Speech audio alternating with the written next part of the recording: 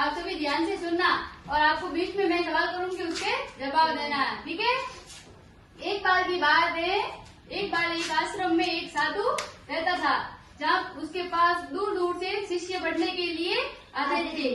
बहुत सारे शिष्य उसके पास पढ़ते थे, लेकिन उसमें से एक शिष्य ऐसा था जो बेवकूफ और थोड़ा समझदार कम था, पढ़ाई में भी थोड़ा कम होशियार था।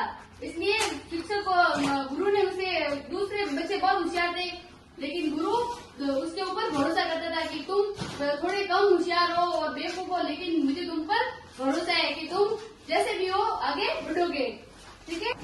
गुरु उन्हें कहते थे कि तुम भले ही पढ़ाई में कमजोर हो, लेकिन तुम दूसरों से बेहतर हो, तुम्हें दूसरों से नहीं आना चाहिए, तुम दूसरों से हमेशा आगे बढ़ोगे और एक दूसरे के बारे में नहीं देखना है तुम।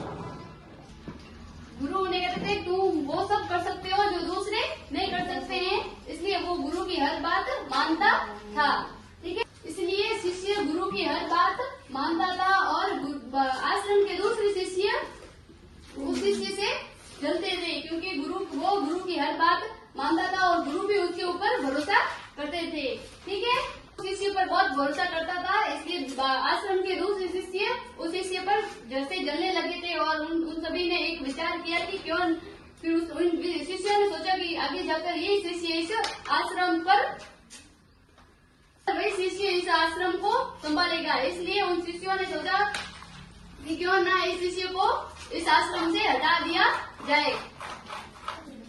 फिर उन शिष्यों ने सोचा कि उस शिष्य के पास जाकर कहा कि तुम्हें तुम्हारे गुरु और तुम पर इतना भरोसा है, उनकी बातों पर इतना भरोसा है, तो तुम वो सामने वाली पहाड़ी से छलांग लगाकर दिखाओ। अगर तुम्हारा और तुम्हारे गुरु का भरोसा इतना पक्का होगा तो तुम्हें कुछ नहीं होगा उस पहाड़ी से छलांग लगाने पर भी। फिर उस शिष्य ने बिना कुछ सोचे समझे ही उस पहाड़ी से छलांग लगाने के लिए निकल पड़ा।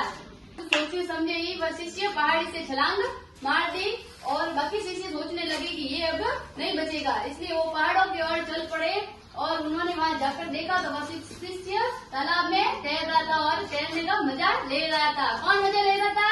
शिष्य। किसमें ले रहा था? तालाब में। हाँ, ठीक है। उसने उन शिष्यों को देखकर कहा कि आप सब सही थे, मेरे भरोसे ने मुझे बचा लिया।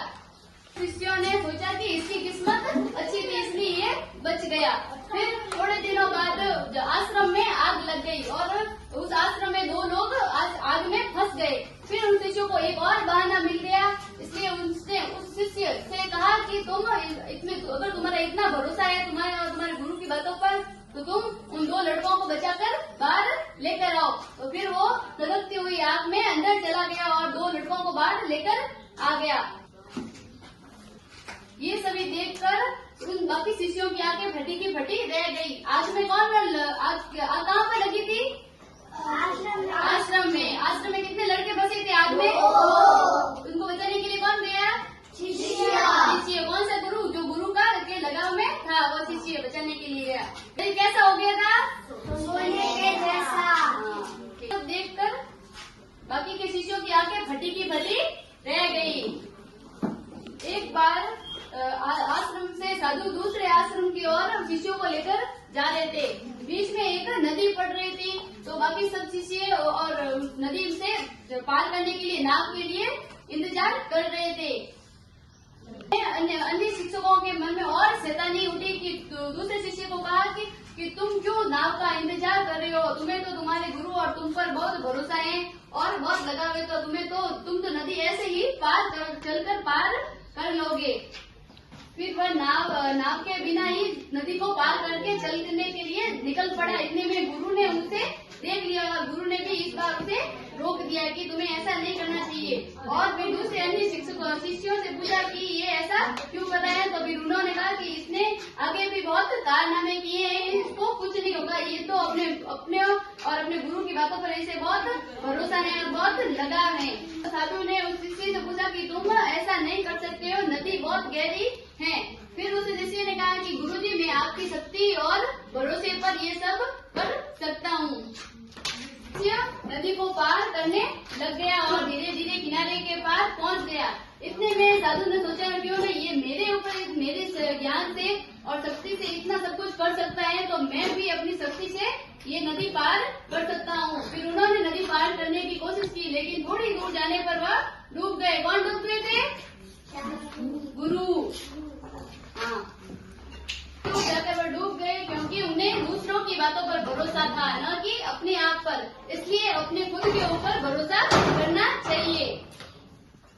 ये सोचो कि हाँ, ये मैं कर सकता हूँ। अपने ऊपर भरोसा रखोगे तो ही आगे बढ़ सकोगे कि ये मैं कर सकता हूँ। खुद के ऊपर भरोसा करना चाहिए, दूसरों की बातों पर विश्वास नहीं करना चाहिए। क्या नहीं करना चाहिए?